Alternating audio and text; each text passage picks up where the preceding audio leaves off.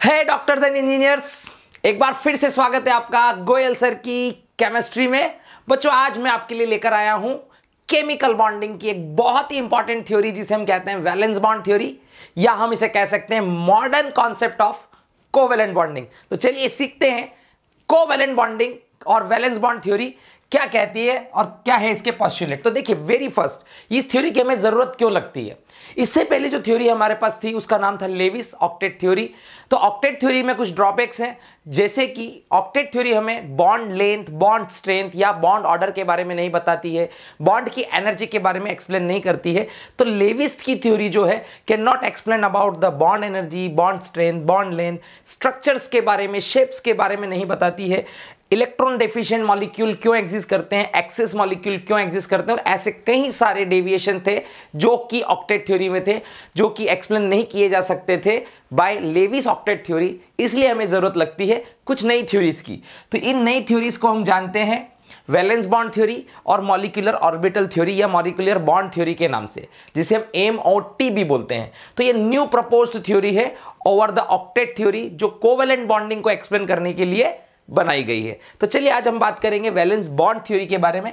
तो valence bond theory हम बात करेंगे। सबसे पहले वैलेंस बॉन्ड थ्योरी के अंदर पहला पॉइंट क्या कहता है, देखिए, for a covalent bond two atoms, दो एटम पास में आने चाहिए, must close and their orbitals overlap. मतलब अगर दो एटम हैं A और B और इन्हें क्या करना है, कोवेलेंट बॉन्ड बनाना है, तो इन्हें एक दूसरे के पास आना पड़ेगा और इनके जो भी ऑर्बिटल होंगे वो ऑर्बिटल आपस में क्या हो जाएंगे, ओवरलैप हो जाएंगे। और इस ओवरलैपिंग की वजह से जो बॉन्ड बनेगा उसी को हम क्या कहेंगे, कोवेलेंट बॉन्डिंग कहेंगे। तो ये वेरी फर्स्ट पॉइंट है वैलेंस बॉन्ड थ्योरी का। दूसरा पॉइंट क्या कहता है, देखिए, दूसरा पॉइंट कहता है कि overlapped orbital must have half filled orbital. क्या कहता है, बहुत इंपॉर्टेंट पॉइंट है कि अगर दो ऑर्बिटल्स को ओवरलैप होना है तो उनके ऑर्बिटल्स जो होने चाहिए वो आधे भरे होने चाहिए, कंप्लीटली भरे होने नहीं होने चाहिए।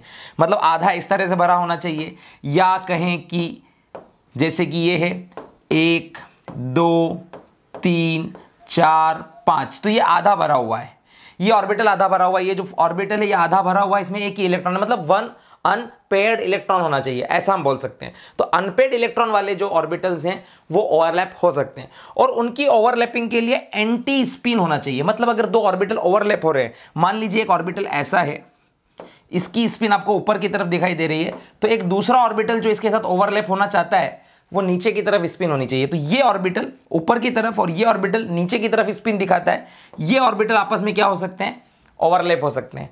कहने का मतलब यह है कि मान लीजिए ये एक ऑर्बिटल है, अगर इसमें इलेक्ट्रॉन इस स्पिन में घूम रहा है तो जो ऑर्बिटल इसके पास, इसके नजदीक आएगा उसमें इलेक्ट्रॉन की स्पिन अपोजिट होनी चाहिए। ये दोनों इलेक्ट्रॉन आपस में अपोजिट स्पिन के होंगे तभी ओवरलैपिंग हो पाएगी। ये भी एक इंपॉर्टेंट पोस्टुलेट है। तो एंटी स्पिन ऑर्बिटल होने चाहिए। इसके अलावा नेक्स्ट पॉइंट क्या कहता है, थर्ड पॉइंट क्या कहता है कि there is a electrostatic attraction. Electrostatic attraction होता है, जैसे क्या होता है कि एटम के अंदर न्यूक्लियस है और न्यूक्लियस के सराउंड इलेक्ट्रॉन घूम रहे हैं, तो ऐसा ही दूसरा न्यूक्लियस है और उसके सराउंड इलेक्ट्रॉन घूम रहे हैं। तो यहाँ का न्यूक्लियस इधर के इलेक्ट्रॉन को अट्रैक्ट करता है, यहाँ का न्यूक्लियस इधर के इलेक्ट्रॉन को अट्रैक्ट करता है, और there is a electrostatic attraction. मतलब इन अपोजिट चार्ज के बीच में जो अट्रैक्शन होता है यही कारण होता है जिसकी वजह से पास में आते हैं और ओवरलैप करते हैं। तो यहाँ पर इलेक्ट्रोस्टैटिक अट्रैक्शन होता है एक एटम के न्यूक्लियस के और दूसरे एटम के इलेक्ट्रॉन क्लाउड्स के बीच में, जिसकी वजह से पास में आते हैं और ओवरलैपिंग होती है। चौथा पॉइंट क्या कहता है इस थ्योरी का, देखते हैं। ये कहता है ओवरलैपिंग के बारे में, देखो, ग्रेटर ओवरलैपिंग ऑफ ऑर्बिटल, जितनी ज्यादा ओवरलैपिंग होगी less will be the bond length. Bond की लेंथ उतनी, भाई जितने पास में आते जाएंगे जितनी ज्यादा ओवरलैपिंग होगी बॉन्ड की लेंथ जो है वो कम हो जाएगी और बॉन्ड की स्ट्रेंथ बढ़ जाएगी, बॉन्ड की ताकत बढ़ जाएगी।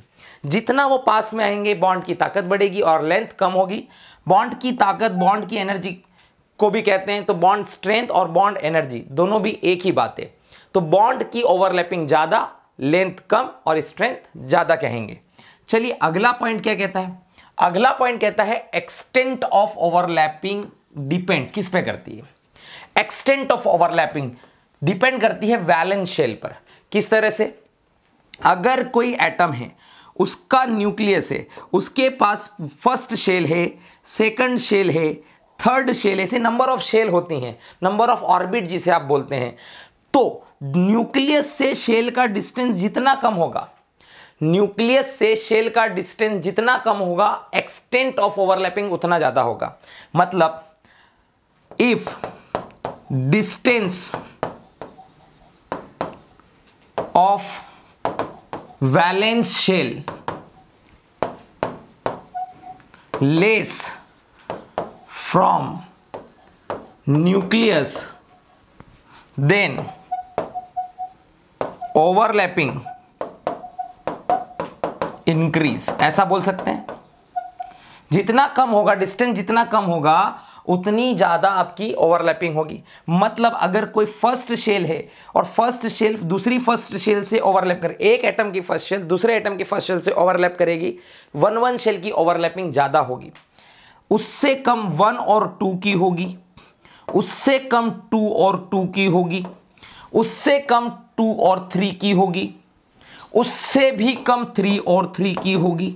मतलब जैसे जैसे क्या होने लगेगी, शेल का नंबर बढ़ेगा, एक्सटेंट ऑफ ओवरलैपिंग कम होगी, क्योंकि न्यूक्लियस के जितने पास में होगा अट्रैक्शन उतना ज्यादा होगा, एक्सटेंट ऑफ ओवरलैपिंग बढ़ने के चांसेस होंगे। तो पहला है वैलेंस शेल, ये एक्सटेंट ऑफ ओवरलैपिंग किस पे डिपेंड करेगी, वैलेंस शेल पे। फर्स्ट शेल में ओवरलैपिंग ज्यादा, सेकंड में कम, थर्ड में और कम होगी।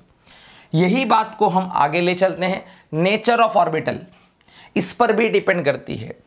तो एक हमारे पास s ऑर्बिटल है, एक हमारे पास p ऑर्बिटल है, एक हमारे पास d ऑर्बिटल है, एक हमारे पास f ऑर्बिटल है। तो अगर हम इसकी बात करें कि नेचर ऑफ ऑर्बिटल के ऊपर डिपेंड करता है, तो जितना ऑर्बिटल के अंदर शार्पनेस होगी, शार्पनेस जितनी ज्यादा होगी, एक्सटेंट ऑफ ओवरलैप ज्यादा होगा। क्योंकि शार्पनेस क्या करेगी, ओवरलैपिंग करने के लिए पेनेट्रेशन प्रोवाइड करेगी। एक दूसरे के अंदर पेनेट्रेट जितना होगा ऑर्बिटल, ओवरलैपिंग उतनी ज्यादा होगी, एक्सटेंट उतना ज्यादा होगा। तो यहां पे ये देखने को मिलता है कि अगर हम बात करें एस ओवरलैपिंग, एस और एस के बीच की जो ओवरलैपिंग है वो लेस होती है एस और पी की ओवरलैपिंग से, और वो लेस होती है पी और पी की ओवरलैपिंग से। मतलब जैसे जैसे एक्सटेंट, मतलब यहां पर शार्पनेस बढ़ती है, क्योंकि पी ऑर्बिटल, देखो एस ऑर्बिटल होता है स्फीरिकल, पी ऑर्बिटल होता है डम्बेल। तो जो डम्बेल शेप है उसकी शार्पनेस ज्यादा है, कर्व कम है। यहां पे कर्व ज्यादा है, कर्व ज्यादा होने से शार्पनेस कम है, तो इसमें एक्सटेंट ऑफ ओवरलैपिंग कम होगा। इसलिए एसएस ओवरलैपिंग की एक्सटेंट कम है, एसपी की ज्यादा है, और पीपी की और ज्यादा होगी। तो ये नेचर ऑफ ऑर्बिटल पे भी डिपेंड करता है। इसी तरह से देखो कितने टाइप की ओवरलैपिंग होती है, तो 2 टाइप की ओवरलैपिंग है। हेड ऑन ओवरलैपिंग, अगर 2 एटम के हेड मिल जाएं, अब देखो एस ऑर्बिटल तो चारों तरफ से एक जैसा है, इसका कोई हेड नहीं होता।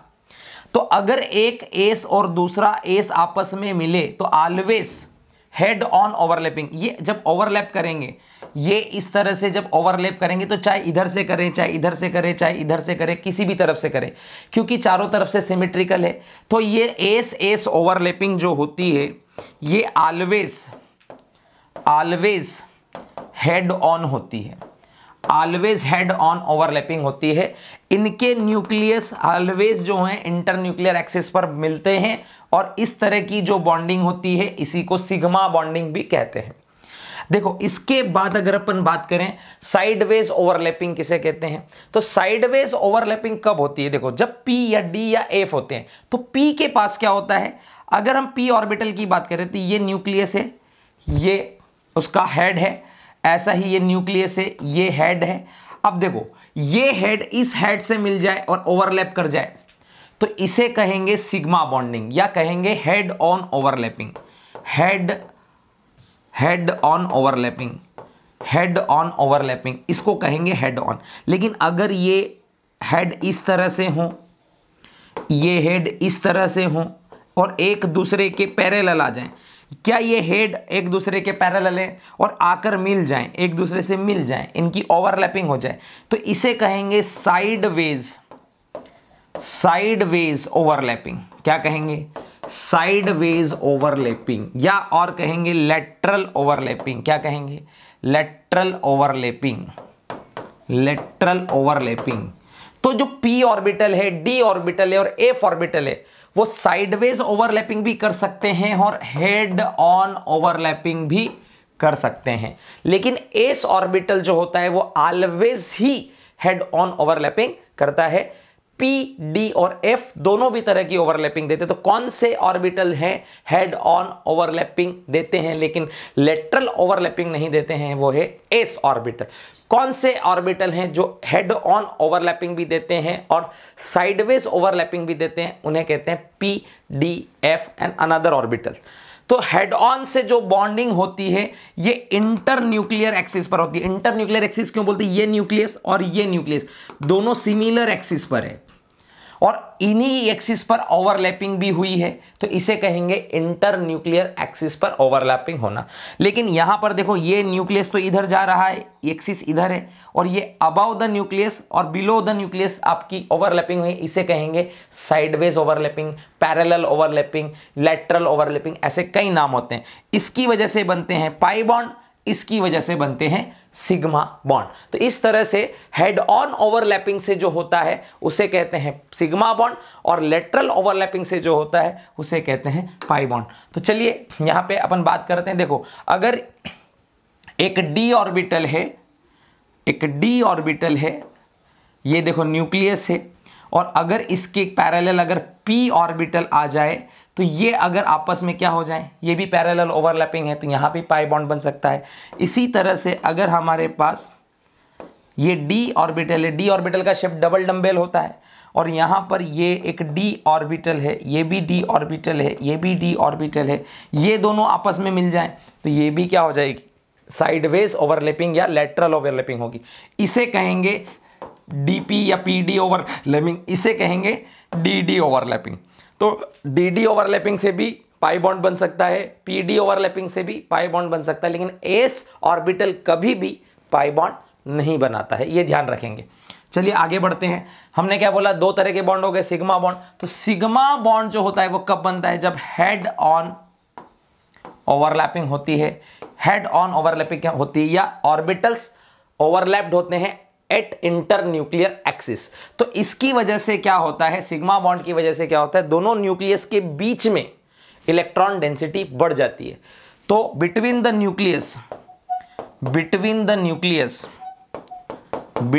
न्यूक्लियस इलेक्ट्रॉन डेंसिटी इंक्रीज हो जाती है इसकी वजह से।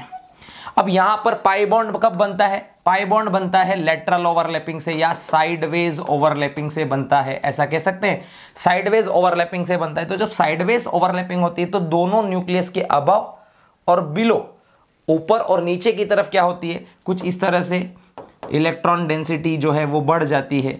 तो अबव द न्यूक्लियस और below the nucleus electron density बढ़ जाती है, तो क्या कहेंगे, above the nucleus and below the nucleus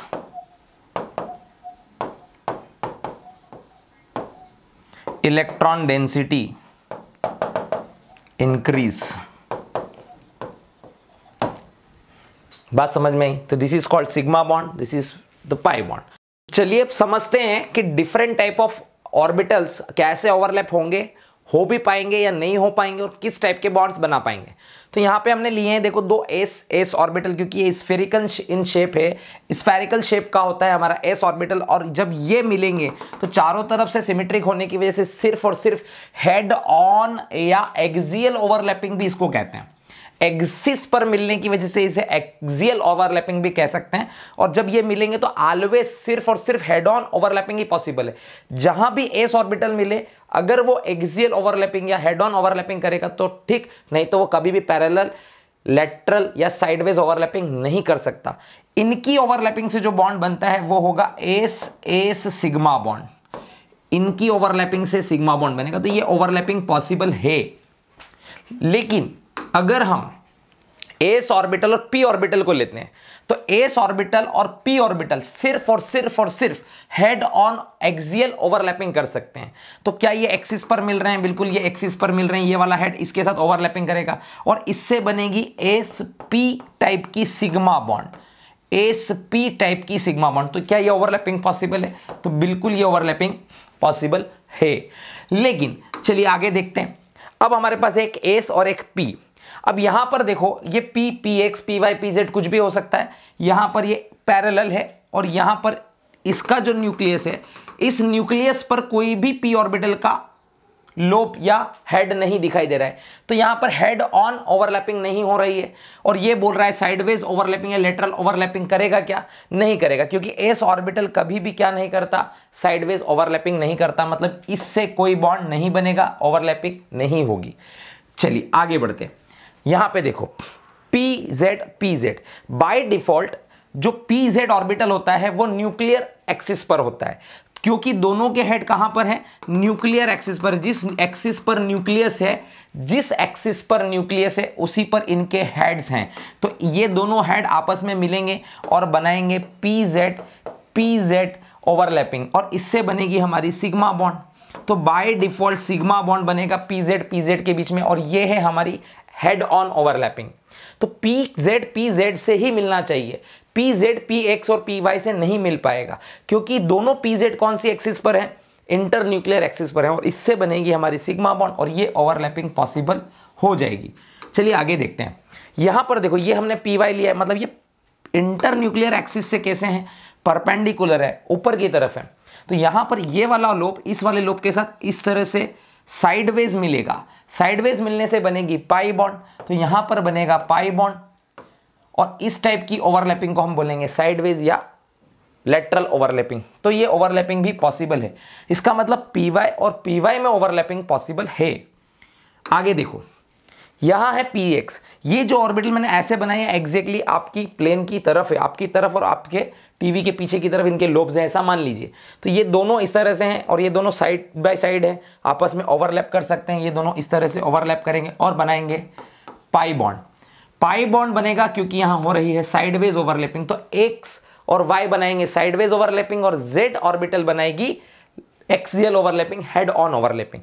तो ये वाली ओवरलैपिंग भी पॉसिबल है। चलिए आगे देखते हैं।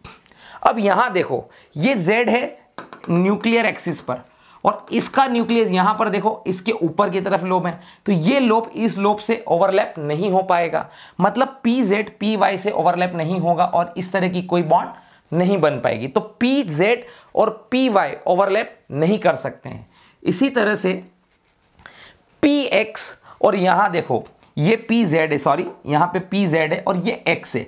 तो Z जो है हमारी न्यूक्लियर एक्सिस पर है और X जो है वो परपेंडिकुलर पे है। तो यहां पर ये दोनों भी ओवरलैप नहीं कर सकते हैं, कोई बॉन्डिंग कोई ओवरलैपिंग पॉसिबल नहीं हो पाएगी।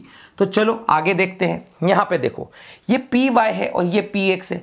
PY के लोब्स ऊपर की तरफ हैं और PX आगे और पीछे की तरफ, मतलब एक ऐसे और एक ऐसे है। तो ये एक दूसरे के परपेंडिकुलर हैं, एक्सियल पे नहीं है या पैरेलल नहीं है, तो ओवरलैपिंग नहीं हो पाएगी। तो यहां पर भी बॉन्ड्स नहीं बन सकते हैं। तो हमने क्या सीखा? हमने सीखा कि एस और एस ओवरलैपिंग होती है, पॉसिबल है। एस और पी ओवरलैपिंग पॉसिबल है, लेकिन तभी पॉसिबल है जब वो क्या हो? इंटर न्यूक्लियर एक्सिस पर हो। At inter nuclear axis, at inter nuclear axis पर हो तो हेड ऑन हो जाएगा। लेकिन अगर एस और पी साइडवेज हो तो ओवरलैपिंग नहीं करेंगे, इस केस में कोई बॉन्ड नहीं बन पाएगा। तो एस और पी कभी भी साइडवेज ओवरलैपिंग नहीं कर सकते। इसके अलावा हमने क्या सीखा?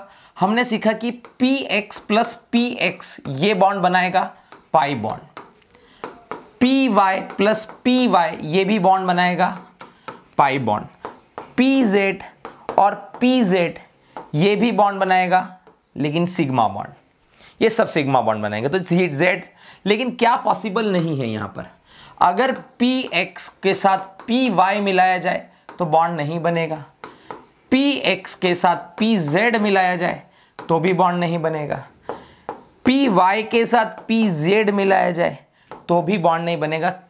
सिमिलर टाइप के डायरेक्शन में वो होना चाहिए। X और Y जो है वो हमारे बाय डिफॉल्ट पाई बॉन्ड बनाएंगे और Y और Z जो है वो कभी एक मिलेंगे नहीं, X और Z नहीं मिलेंगे, X और Y नहीं मिलेंगे, अपोजिट होंगे तो नहीं मिल पाएंगे। अदरवाइज Z से मिल सकता है, Y से मिल सकता है और X से मिलेगा। जब Z से मिलेगा सिग्मा बॉन्ड बनेगा, Y से मिलेगा वहाँ पे पाई बॉन्ड बनेगा और एक्स एक्स से मिलेगा तो भी पाई बॉन्ड बनेगा। तो आज के लिए इतना ही काफ़ी है। इस लेक्चर को यहाँ वाइंड अप करते हो। इससे आगे अगले लेक्चर में आपको बताएंगे कि और क्या बातें हैं जो वैलेंस बॉन्ड थ्योरी में इंक्लूड की गई, हाइब्रिडाइजेशन का कॉन्सेप्ट क्या होता है और अनदर बातें हम आगे के लेक्चर में करेंगे। तब तक के लिए सायोनारा। हमारे चैनल को सब्सक्राइब करना ना भूलें और नीचे कमेंट बॉक्स में जरूर से बताएं कि आप कौन से टॉपिक्स पे और चाहते हैं कि गोयल सर की केमिस्ट्री आपको सिखाए। चलिए बाय बाय, सायोनारा।